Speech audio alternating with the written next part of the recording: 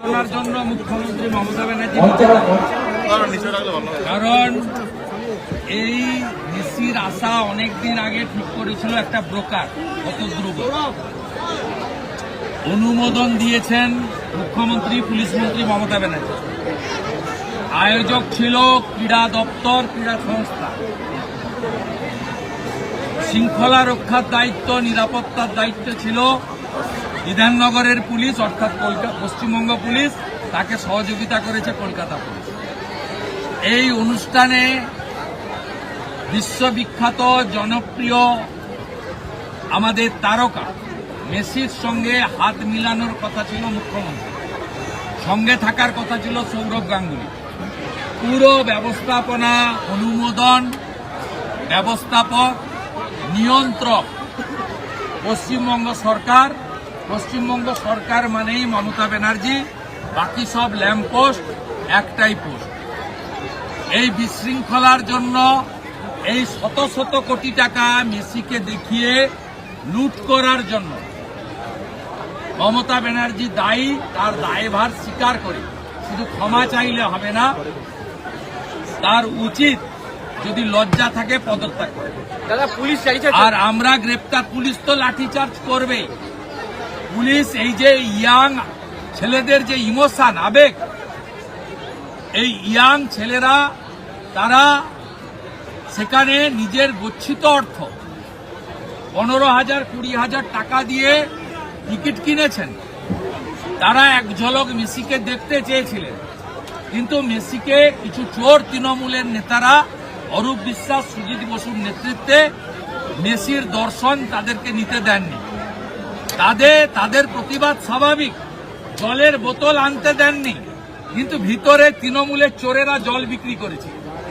20 টাকার বোতল 100 টাকা করে বিক্রি করেছে, 20 টাকার চাউমিন 150 টাকা করে বিক্রি করেছে, 10 টাকা চিপসের প্যাকেটকে 200 টাকা করে নিয়েছে। ভিতরে এই যে অসংখ্য হাজার হাজার জলের বোতল, গেটে পুলিশ জলের বোতল আটকানোর পরে ভিতরে জলের বোতল দিল কে? স্টলগুলো কারা দিয়েছিল? কোন কোন অরূপ আর সুজিতের লোকেরা এই 20 টাকার জলের বোতল 150 টাকা করে বেচে? তৃণমূলের চুরি সংস্কৃতির আরেকটা নমুনা আজকে। তৃণমূল চোর সবাই জানে, বারাসাতে মর্গে চোখ তুলে বেচে দিয়েছে সবাই জানে। শেষে মেসিকেও চুরি করলো, মেসির নাম করে কোটি কোটি টাকা লুট করলো। গোটা ভারতবর্ষ এবং পৃথিবী দেখল। মেসি এলে ইন্টারন্যাশনাল খবর হয়। এবং আমি আজকে বলছি যে মমতা ব্যানার্জি আমাদের মহাকুম্ভকে নিয়ে ব্যঙ্গ করেছিলেন, 66 কোটি লোক 45 দিন ধরে স্নান করেছেন, সেখানে একদিন একটা ইনসিডেন্ট ঘটেছে দুঃখজনক, তাকে নিয়ে উনি ব্যঙ্গ করেছিলেন, বিধানসভায় দাঁড়িয়ে বলেছিলেন মহাকুম্ভ নয় মৃত্যুকুম্ভ।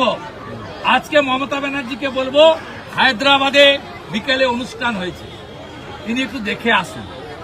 আগামীকাল দিল্লি মুম্বাইতে হবে, একটু দেখে আসুন। আসল কথা, এত পাপ করেছে, মেসিকে দিয়ে খেলা হবে বলাতে গেছিল, উল্টো খেলা হয়ে গেছে।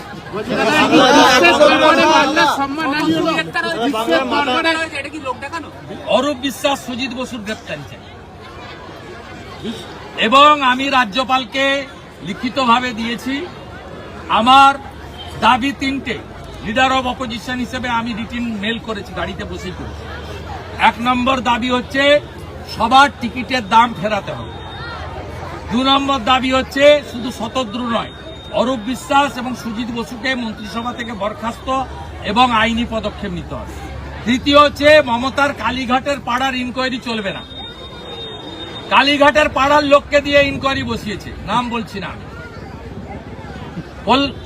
সিটিং জাজকে দিয়ে সিট বানিয়ে কলকাতা পুলিশকে বাইরে রেখে ইনভেস্টিগেশন করতে হবে। এবং আপনি নিশ্চিন্ত থাকুন, যা ব্যবস্থা নেওয়ার দরকার আমি নেব। প্রতারিত দর্শকদের পাশে বিজেপি এবং ভারত বিরোধী দলনেতা আছে। কি করে কান ধরে টাকা আদায় করতে হয় আমি জানি, আমার সে বিদ্যা বুদ্ধি আছে, সেটা করে আমি জানি। দরবারে কি বাংলার সম্মানহানি হলো আজকের এই ঘটনায় বিশ্বের দরবারে?